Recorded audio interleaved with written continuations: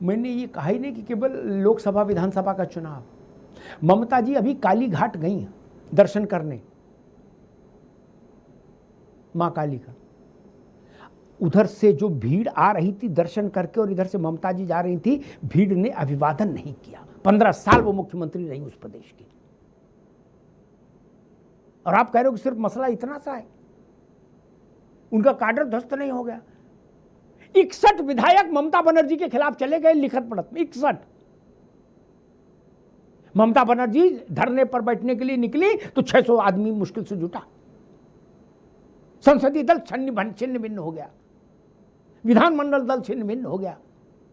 अशोक भाई, और आप कह रहे हो कि जनता नमस्ते करने को तैयार नहीं। भाई अखिलेश यादव उत्तर प्रदेश में कहीं निकलते हैं तो उनको भी लोग अभिवादन करते हैं ना। ममता जी तो ताजा ताजा मुख्यमंत्री नहीं, 15 साल निरंतरता में।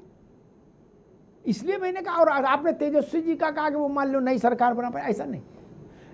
मैं इसको और क्लियर कर दूं, लालू जी के जीवन काल से लेके आज तक के इतिहास में ये लालू जी की पार्टी की सबसे शर्मनाक पराजय है। अशोक जी लिख लीजिए मेरी बात। लालू जब से राजनीति में आए, लालू प्रसाद यादव जी, तब से लेके आज तक सबसे शर्मनाक पराजय है 25 सीट विधानसभा में। इसको क्या बोलेंगे? सामान्य हार नहीं ना।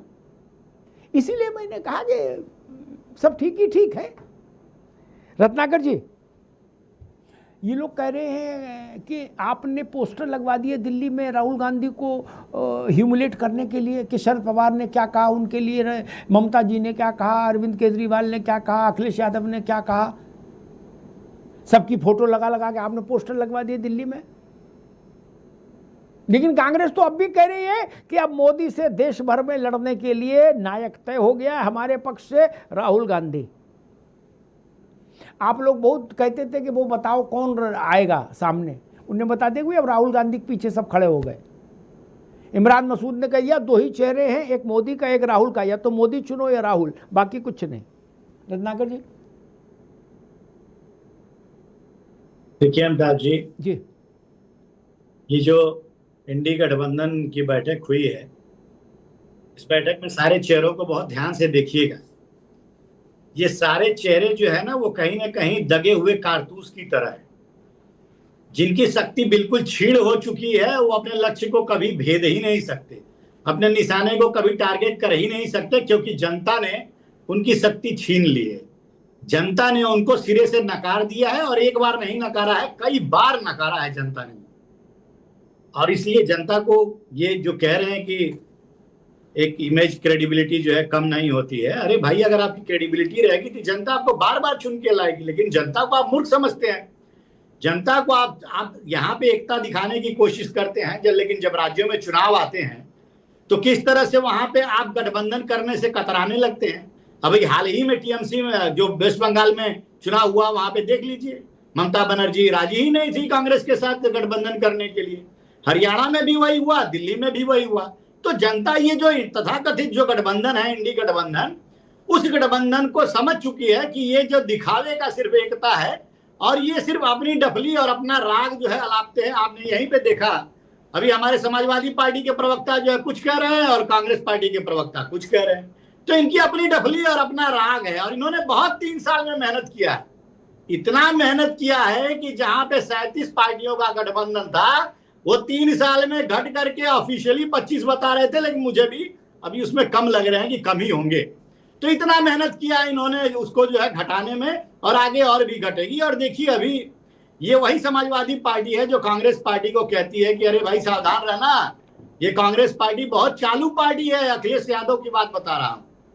और कांग्रेस पार्टी के ऊपर विश्वसनीयता का प्रश्न तो पहले भी खड़ा कर चुकी है ममता बनर्जी। शरद पवार ने क्या क्या नहीं कह दिया इनके नेतृत्व के लिए, और ये दूल्हा बनाने के लिए अभी भी जो है आतुर हैं।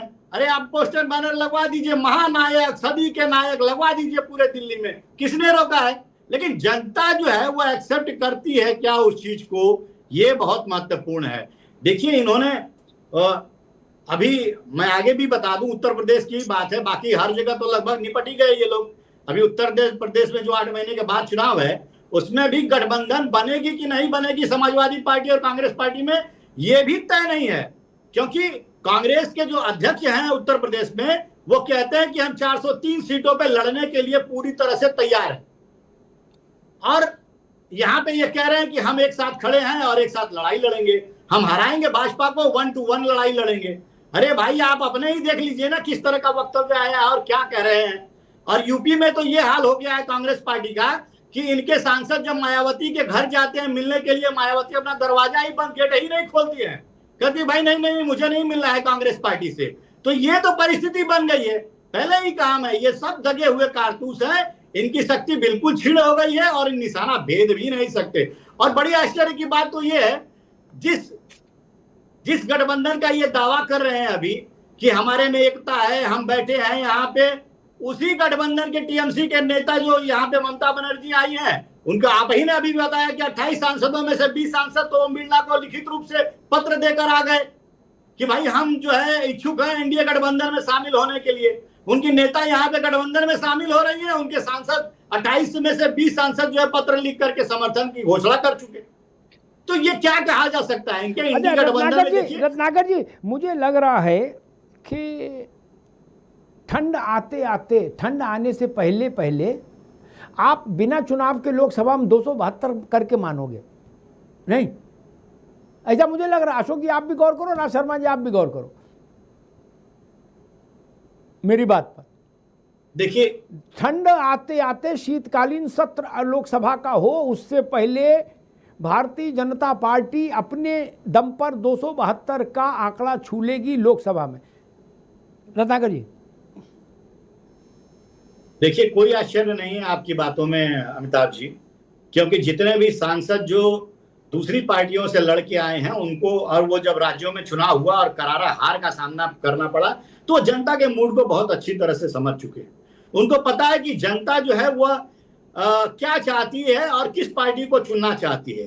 तो निश्चित रूप से ये भी अगर चाहें कि भारतीय जनता पार्टी के साथ प्रधानमंत्री नरेंद्र मोदी जी के विजन को सफल करने में कहीं ना कहीं उनकी सहभागिता रहे, तो मोस्ट वेलकम है, सबका स्वागत है हमारे यहाँ।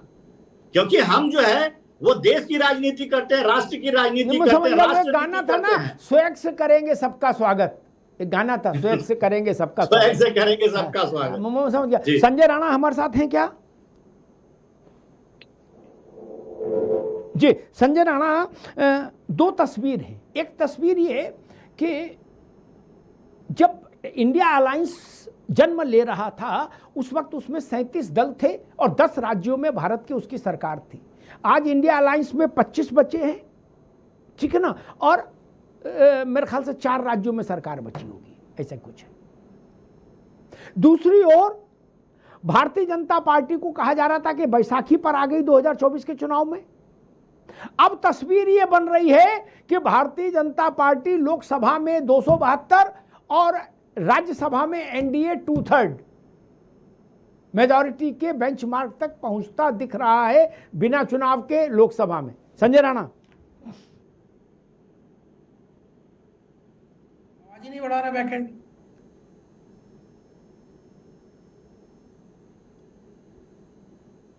अच्छा संजय जी के, राज भाई यही सवाल आपसे ले रहा हूं। एक बड़ी आलोचना का वो था, विपक्ष के पास एक हथियार था कि ये सरकार 2014 और 19 वाली नहीं है, चूंकि बीजेपी के 272 नहीं है, जनता दल यूनाइटेड और टीडीपी के भरोसे सरकार चल रही है, चंद्रबाबू नायडू और नीतीश कुमार। अब जो संकेत मिल रहे हैं वो बता रहे हैं कि महीने भर के भीतर 272 लोकसभा में हो जाएंगे। वो ठीक है, जब आदमी की एक नियत पे खोट आ जाए कुछ भी हो सकता है। मेरे 2 बेटे हैं, मुझे 6 चाहिए हो तो 4 मोहल्ले के ले लूं और कूदा फांदी मनाऊं, तो उसमें मेरी क्या अंतरात्मा तो मरी रहेगी। तो वैसी बीजेपी की अंतरात्मा मरी रहेगी। हम तो अब ये सोच लूं मैं, मुझे 1 दर्जन क्रिकेट टीम बनानी है, मेरा बच्चा कहता पापा क्रिकेट में खेलना है, तो अब मैं ऐसा करूं 9 बच्चे और खरीद लाऊं, कहीं से इधर उधर से ले लूं, धमका धुमकूं के माँ बाप गरीब को, और बड़ी बना लूं कि मेरी टीम हो गई। इससे काम नहीं चल रहा, ये अच्छे संदेश नहीं है। पहले भी होता था, लेकिन आपस में एक प्यार होता था। मैंने ऐसे भी देखे हैं दादा, मैंने ये देखी है कि सपा की सरकार थी, हाँ, बहुजन समाज पार्टी की सरकार थी, सपा के विधायक ने अगर कमिश्नर को फोन किया तो तवज्जो दिया जाता था। आज दिक्कत अलग हो गई है।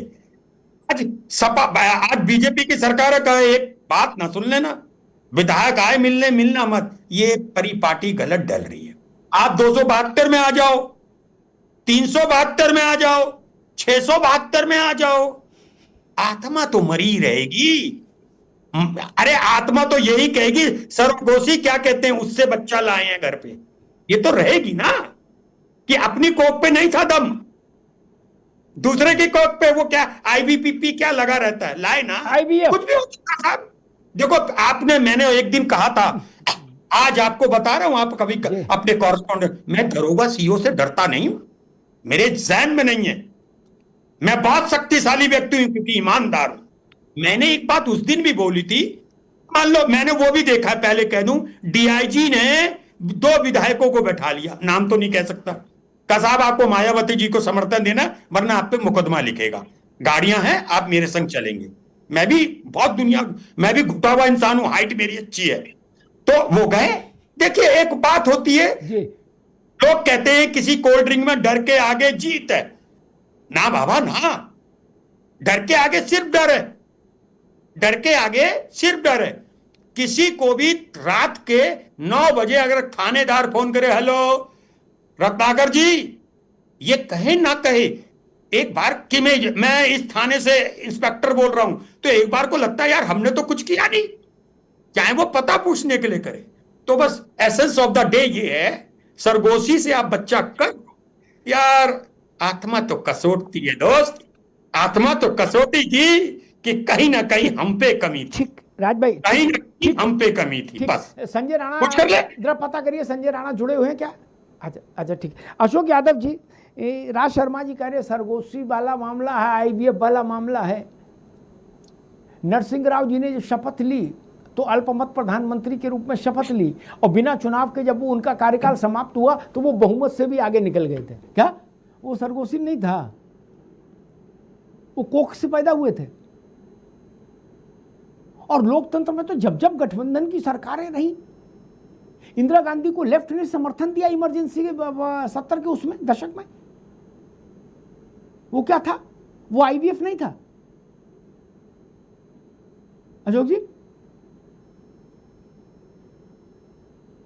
देखिए अमिताभ जी, मुझे लगता है कि मैंने इसके पहले कहा कि कलयुग में सिर्फ और सिर्फ शक्ति की पूजा होती है, जहां शक्ति वहीं दंडवत, तो शक्ति ही संघे शक्ति कलयुगे, कलयुग में संघ में ही शक्ति है। जी बिल्कुल, तो ये बात आपने बिल्कुल सही कही। तो अब उस समय कांग्रेस थी, पावर में कांग्रेस थी, तो कांग्रेस के साथ सब लोग सटे। आज भाजपा पावर में है तो भाजपा के साथ सब लोग सट रहे हैं। तो ये तो नेचुरल फिनोमेना है, इसमें कोई बात नहीं है। बात सिर्फ और सिर्फ थोड़ा सा बारीक लाइन है कि कांग्रेस पार्टी या अब तक जो भी दल होते थे वो एक शर्म हया का पर्दा रखते थे सामने। भाजपा ने वो पर्दा हटा दिया, पर्दा हटाओ, पर्दा उर्दा क्या होगा, सामने से मतलब खुला खेल फरूखाबादी, जो भी करेंगे खोल के करेंगे, कुछ नहीं, कुछ बीच का कोई पर्दा ही नहीं। ये अंतर है। मैंने इसके पहले कहा 2006 में कांग्रेस पार्टी के पास 16 राज्य थे, 16 राज्यों में उनकी सरकारें थी, लेकिन वो सरकारें इस तरह से नहीं थी जिस तरह से एसआईआर के माध्यम से या चुनाव आयोग को दुरुपयोग करके सरकारें बनाई जा रही। एक पर्दा था, होता था, ऐसा नहीं कि सब लोग हरिश्चंद्र थे आज के पहले, लेकिन एक लिमिट थी। कहीं तो आप मतलब नीचे गिरने की भी तो एक लिमिट है कि उसके नीचे हम नहीं गिरेंगे। लेकिन भारतीय जनता पार्टी एक ऐसी दल है जो जिससे नीचे कोई जा नहीं सकता, पाताल उताल उससे भी नीचे गिर जाएंगे इसके लोग सत्ता के लिए। तो सिर्फ और सिर्फ सत्ता के लिए अगर कोई दल इस तरह का पगड़ी बांध ले कि हमें सत्ता के लिए, हम चाहे नौजवानों को कुचलना पड़े, चाहे हमें लोकतंत्र को कुचलना पड़े, चाहे संविधान को कुचलना पड़े, अर्जुन की तरह हमारी निगाह सिर्फ सत्ता की आंख पर रहेगी, फिर उसके लिए फिर कुछ बचेगा नहीं, सिर्फ और सिर्फ सत्ता। लोग कहते भी हैं, अभी कई अर्थशास्त्रियों ने भी कहा कि भाजपा जीत रही है, अर्थव्यवस्था हार रही। भाजपा जीत रही है लेकिन हमारे छात्र नौजवानों का भविष्य हार रहा है। भाजपा जीत रही है, हमारे देश की पूरी जो जीडीपी वगैरह सब क्रैश हो रही धीरे धीरे। तो आप चुनाव जीत रहे हो बेशक, लेकिन बाकी सारी चीजें ठीक है अशोक भाई, ठीक है